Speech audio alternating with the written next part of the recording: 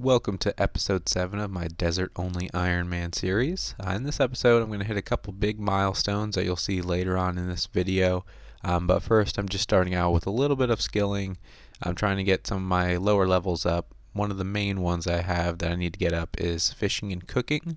I do need to get my cooking up to level 40 to cook the raw lobsters and 43 for the raw bass that I get from the scarab mages that I've been killing in the last episode and through into this episode as well. So unfortunately the only thing I can really do is cook shrimp and anchovies, and then I do get some fishing bait from Alcred warriors and men as well, but they only drop in increments of 1, so I can't really use that very efficiently. I think in total I had maybe like 75 or 80 fishing bait when I started. The clip here is very important. One, I get teak logs, the one teak tree in the southeastern part of the desert, and then I also get a experience book, which will get me up to level 2 hunter. And now that I got to level 2 hunter, any experience lamps or books that I get will greatly increase, going from 20 experience to for a genie lamp, and then I can get 30 experience from a book at level 2. So I should be able to get this level in maybe 4 or 5 random events rather than like 6 or 7 that it took me to get from level 1 to 2. And hopefully that'll get me on my way to level 5 hunter so I can finally start training it to catch some implings and get some of the drops that I know I can't get in the desert. Most notably, just so I can get some snape grass. There's some food options that I can get from the gourmet implings that I can use. And then even like the baby and young implings drop like bowstrings and such like that, and maybe even like a pot of flour so I can cook like some pizzas to get higher food. But anyway, here's level 2 hunter now. It's going to put me at 90 experience, about 83 away from the next level. So I'm just kind of slowly waiting for these experience randoms to come through to get me up to level 5. But with the teak logs, there's not much I can do with those. Once I get my fletching up to level 47, I can use that to fletch crossbow stocks and get some fletching experience. But there's not really a bank nearby. I may just end up using that for fire making, so I can get my fire making up. And in this clip, I got my agility from level 53 to 55 with one run through the agility. Well, not one run, one time at the agility pyramid. It got me about 100,000 GP. I don't really need the gold right now just because I'm not training magic, and that's really all I use my money for anyway. But it is good to have a stack over 100k in your bank, just in case I do need to buy some runes out of the blue and I don't need to go and train agility and run through the pyramid 5 or 6 times to get a good stack of runes.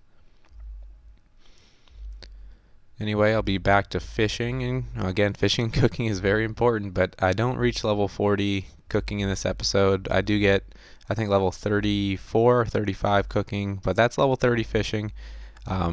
If I was a normal Ironman, that'd be pretty big so I can catch salmon, but doesn't really help me here. I do have some herring from the fishing bait, so that gives me my best cooking experience that I can get. I think it gives me 50 cooking experience each, and the sardines give me 40. So any fishing bait I get will come in handy. Going along with the skilling grind, I ended up getting level 41 smithing, just smithing some gold that I had in my bank. And then using that gold, I made some sapphire rings to make rings of recoil for the scarab mages and for the Calphite queen later on. And that will get me up to level 31 crafting. And 31 crafting gives me the opportunity to make emerald amulets. So I can actually make a different amulet besides the amulet of magic by using getting the amulet of defense. It's not very good. It just gives +7 in all defensive stats. If I'm killing the scarab mages, it's still better to just use the amulet of magic because it gives a higher magic defense bonus than the amulet of defense. So in other words, this is pretty useless. I'm going to just have to hold out until I get the amulet of strength so I can train a little bit quicker. This is a big clip here, level 40 prayer. I killed a bunch of men to get this. I stopped killing the Alcred warriors because they had 19 HP and the men had 7, so it's just quicker if I just start killing the men instead. And that gives me the opportunity to complete the contact quest. I ended up finishing that quest, and I got the Karis Dagger.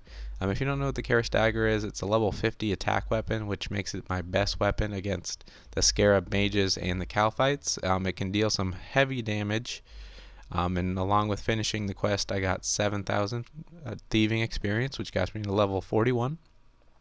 And then I also got 2 XP lamps for 7,000 each for combat skills. I just use them both in hit points, just because that's going to be the longest one it takes to get up. And the 2 lamps actually got me 8 experience away from the next level, so I just needed to kill 1 Scarab Mage to do that. But the importance of this quest and why it's a big milestone is it opens up a bank here that allows me to bank quickly from Scarab Mages, and as well as the Pyramid Plunder minigame. So that's going to help me get my thieving up without having to bank in a different place. I can bank and note those items, so I can go and trade them in where the Agility Pyramid is, so I can get gold.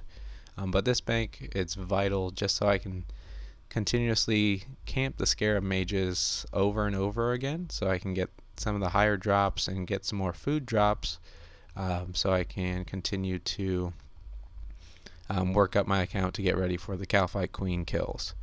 Here's just a quick comparison between the Rune Mace and the Karis Dagger. The Rune Mace actually does have 6 more strength, but the Karis Dagger has 1+ stab, and it has 2 prayer, and it has the ability, I think it's 1 out of every 50 hits or 100 hits, it can hit like double what you can hit on Calphites and Scarabs. So there was a couple instances where the high with the dagger was 12 or 13, but then when the special effect took in, it hit like a 24, so I can almost take out half the Scarab Mage's health in 1 hit. So I decided just to start meleeing them. It's a lot quicker than range, and with the prayer, I can just kind of prayer flick to get a lot more kills per trip. And I started getting a lot of rune drops as well. In 1 trip I got a rune square, rune mace, and rune dagger. Here's just an overall view of what I got from those Scarab Mages in this video. It's a lot of good resources, over 150 bass that I can't wait to start cooking once I get the level high enough. My next goal will probably be to get level 43 prayer, and then get my ranging up and my combat stats up so I can get ready for Calphite Queen and start getting some real drops going. But anyways, thanks for watching the video. I know it was kind of short, but I just wanted to get this out there once I finished that quest.